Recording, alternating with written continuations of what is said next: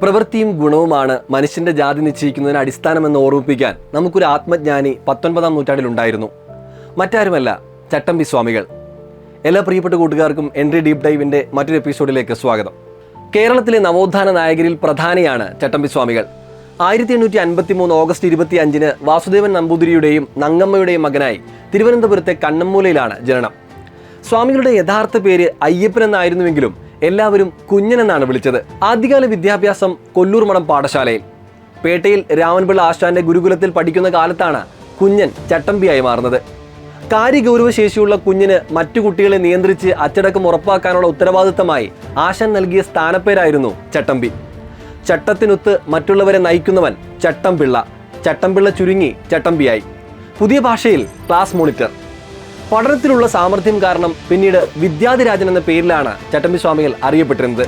തന്റെ ഗുരുവിന്റെ ഐത്താചാരങ്ങളോട് കടുത്ത എതിർപ്പായിരുന്നു അദ്ദേഹത്തിന്. അതുകൊണ്ട് തന്നെ യാഥാസ്ഥിതിക ആചാരങ്ങളെ വെല്ലുവിളിച്ച സ്വാമികൾ അന്യ സമുദായക്കാരായ സുഹൃത്തുക്കളോട് അടുത്തിടപഴകുകയും അവരുടെ വീടുകളിൽ നിന്ന് ഭക്ഷണം കഴിക്കുകയും ചെയ്തിരുന്നു. ഇതെല്ലാം തന്നെ യാഥാസ്ഥിതിക സവർണ സമൂഹത്തിന് സ്വാമികളോട് അപ്രിയം വർദ്ധിപ്പിക്കാൻ കാരണങ്ങളായി. ചെറുപ്രായത്തിൽ തന്നെ മലയാളം, തമിഴ്, സംസ്കൃതം തുടങ്ങിയ ഭാഷകൾ അദ്ദേഹം പഠിച്ചെടുത്തു. ആത്മീയ ജീവിതത്തിന്റെ പാതയിലായിരിക്കുമ്പോഴും കഷ്ടപ്പാടുകൾ നിറഞ്ഞ കുടുംബഭാരം ചുമലേറ്റെടുക്കാനും മടിച്ചില്ല അദ്ദേഹം. ഏത് തൊഴിലെടുക്കാനും മടിയുമുണ്ടായില്ല. തിരുവനന്തപുരത്ത് സെക്രട്ടേറിയറ്റ് നിർമ്മാണത്തിൽ ചുമട്ടു തൊഴിലാളിയായി അദ്ദേഹം ജോലി ചെയ്തു. പിന്നീട് സെക്രട്ടേറിയറ്റിലെ ക്ലറിക്കൽ തസ്തികയിലേക്കുള്ള പരീക്ഷയിൽ ഒന്നാമനായി ജയിച്ച് ഉദ്യോഗസ്ഥ ജോലിയും നേടി. എങ്കിലും ആത്മീയ യാത്രകൾക്കായി അത് ഉപേക്ഷിച്ചു. ഇതിനിടെ ആധാരമെഴുത്ത്, അഭിഭാഷക ഗുമസ്ത ജോലികളും ചെയ്തു. പിന്നീട് പൂർണ്ണമായും അറിവ് സമ്പാദനത്തിലും യാത്രകളിലും മുഴുകിയായി ജീവിതം. ആത്മീയതയിൽ അടിയുറച്ചായിരുന്നു നവോത്ഥാന ചിന്തകളുടെ വിപ്ലവം സൃഷ്ടിച്ചത്. കുറെ അധികം യാത്രകൾ ചെയ്ത് സാമൂഹികമായ മാറ്റങ്ങളെക്കുറിച്ച് മനസ്സിലാക്കിയ ചട്ടമ്പി സ്വാമികൾ അയിത്തം, താലികെട്ട് കല്യാണം, തിരണ്ടുകുളി തുടങ്ങിയ അനാചാരങ്ങളെ എതിർത്തു. സന്യാസിക്ക് ജനങ്ങളുടെ ഇടയിൽ ഇടപെടാമെന്നും മാറ്റങ്ങൾ വരുത്താൻ കഴിയുമെന്നും ചട്ടമ്പി സ്വാമികൾ കാണിച്ചു തന്നു. ശ്രീരാമകൃഷ്ണ പരമഹംസരുടെ സമാധിയെ തുടർന്ന് ബംഗാളിൽ നിന്ന് ആരംഭിച്ച തീർത്ഥയാത്രയ്ക്കിടെ സ്വാമി വിവേകാനന്ദൻ 1892 ഡിസംബറിൽ കൊച്ചിയിലെത്തിയപ്പോൾ ചട്ടമ്പി സ്വാമികളെ കാണാനിടയായി. ആത്മീയ ഗുരുക്കന്മാരുടെ ആ കൂടിക്കാഴ്ചയിൽ സംസ്കൃതത്തിൽ മണിക്കൂറുകൾ നീണ്ട സംവാദം. അതിനിടെ ചൂണ്ടുവിരലും പെരുവിരലും ചേർത്ത് പിടിക്കുന്ന ചിന്മുദ്രയെക്കുറിച്ച് സ്വാമി വിവേകാനന്ദൻ ചട്ടമ്പി സ്വാമികളോട് ചോദിച്ചു. ബൃഹദാരണ്യകോപനിഷത്തിലെ പ്രസക്ത ഭാഗങ്ങൾ ഉദ്ധരിച്ചുകൊണ്ട് പ്രകൃതിയും ഈശ്വരനും തമ്മിലുള്ള ബന്ധത്തെ സൂചിപ്പിക്കുന്ന ഈ മുദ്രയെക്കുറിച്ച് ചട്ടമ്പി സ്വാമികൾ വിശദമായി തന്നെ പറഞ്ഞു കൊടുത്തു. ഞാൻ മലബാറിൽ ഒരു സവിശേഷ സന്യാസിയെ കണ്ടു എന്നാണ് വിവേകാനന്ദൻ ചട്ടമ്പി സ്വാമികളെക്കുറിച്ച് പിന്നീട് രേഖപ്പെടുത്തിയത്. ജീവകാരുണ്യ പ്രവർത്തനങ്ങൾ, ഐത്ത നിർമ്മാർജ്ജന പ്രവർത്തനങ്ങൾ എന്നിവയിൽ വിപ്ലവകരമായ നേതൃത്വമാണ് സ്വാമികൾ നടത്തിയത്. 1903 ശാസ്താംകോട്ടയിൽ വെച്ച് നടത്തിയ പ്രഭാഷണത്തിൽ ഐത്തം അറബിക്കടലിൽ തള്ളേണ്ട കാലം കഴിഞ്ഞു എന്ന പ്രഖ്യാപനം അദ്ദേഹം നടത്തി. ഫ്യൂഡൽ വ്യവസ്ഥയിലെ അഴിമതികൾക്കെതിരെ അദ്ദേഹം ആഹ്വാനം ചെയ്ത് നടപ്പാക്കിയ പട്ടിസദ്യ ചരിത്രത്തിന്റെ ഭാഗമാണ്. ഹിന്ദുമതത്തിൽ അന്ന് പുലർത്തിപ്പോന്ന തെറ്റായ രീതികളോടും മതാധിപത്യത്തോടും കടുത്ത പ്രതിഷേധമാണ് അദ്ദേഹം ഉയർത്തിയിരുന്നത്.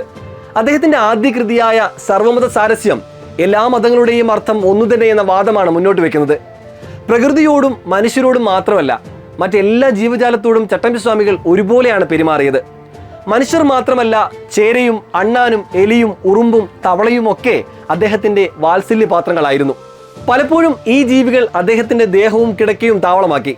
പ്രതാപം ബോധ്യപ്പെടുത്തുന്നതിനായി വീട്ടിൽ വിരുന്നിന് ക്ഷണിച്ച സർക്കാർ ഉദ്യോഗസ്ഥനെ സ്വാമികൾ അമ്പരപ്പിച്ചത് ഒരു പറ്റം നായ്ക്കളുമൊത്ത് ഉണ്ണാനിരുന്നാണ്.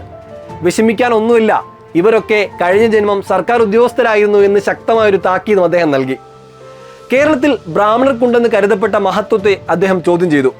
പരശുരാമൻ മഴുവിറിഞ്ഞ് സൃഷ്ടിച്ചതാണ് കേരളമെന്ന ഐതിഹ്യത്തെ പ്രാചീന മലയാളം എന്ന കൃതിയിലൂടെ പൊളിച്ചെഴുതി. ഈശ്വര സൃഷ്ടങ്ങളായ വേദങ്ങൾ പഠിക്കാൻ ബ്രാഹ്മണർക്ക് അധികാരമുള്ളൂ എന്ന വാദത്തെ വേദാധികാര നിരൂപണം എന്ന പുസ്തകത്തിലൂടെ വേദോപനിഷത്തുകൾ ആധാരമാക്കി അദ്ദേഹം തിരുത്തി പറഞ്ഞു. എല്ലാവരുടെയും സ്വഭാവത്തെ പരിശുദ്ധമാക്കേണ്ട വേദത്തിന് ശൂദ്രർ പഠിച്ചാൽ മഹിമ കുറയുമെങ്കിൽ ആ മഹിമ എത്രത്തോളം നിലനിൽക്കുമെന്നാണ് സ്വാമി ചോദിച്ചത്. സ്ത്രീകൾ വേദം പഠിക്കുന്നത് തടഞ്ഞിരുന്ന ആ കാലത്ത് എല്ലാ സ്ത്രീകൾക്കും വേദം പഠിക്കാവുന്നതാണ് എന്ന് അദ്ദേഹം വാദിച്ചിരുന്നു. പുരോഹിത വർഗത്തിന്റെ മേധാവിത്വം അവസാനിക്കണമെന്ന് സ്വാമികൾ ആഹ്വാനം ചെയ്തിരുന്നു. ജാതിക്കോയ്മയും ചൂഷണവും ഐത്താചരണവും കൊടുകുത്തി വാണിരുന്ന ഒരു ഫ്യൂഡൽ സമൂഹത്തിന്റെ അതീശ മൂല്യ വ്യവസ്ഥയാണ് ആത്മീയതയിലൂടെ ചട്ടമ്പി സ്വാമികൾ ചോദ്യം ചെയ്യുന്നത്. കാഷായം ധരിക്കാത്ത സന്യാസി, കാവ്യം കമണ്ഡലവും ഇല്ലാത്ത സന്യാസി എന്നൊക്കെ അറിയപ്പെട്ട ചട്ടമ്പി സ്വാമികൾ 1924 മെയ് 5-ന് കൊല്ലം ജില്ലയിലെ പന്മനയിൽ സമാധിയായി. ഋഷ്യതുല്യനായ നവോത്ഥാന നായകനായിരുന്നു ചട്ടമ്പി സ്വാമികൾ. കേരളത്തിന്റെ സാംസ്കാരികവും സാമൂഹികവുമായ മാറ്റങ്ങൾക്ക് തുടക്കം കുറിച്ച പരിഷ്കർത്താക്കളിൽ പ്രധാനപ്പെട്ട ഒരാളായി ചട്ടമ്പി സ്വാമികൾ എന്നും ഓർമ്മിക്കപ്പെടും. മറ്റൊരു എപ്പിസോഡുമായി വീണ്ടും കാണാം. ബൈ.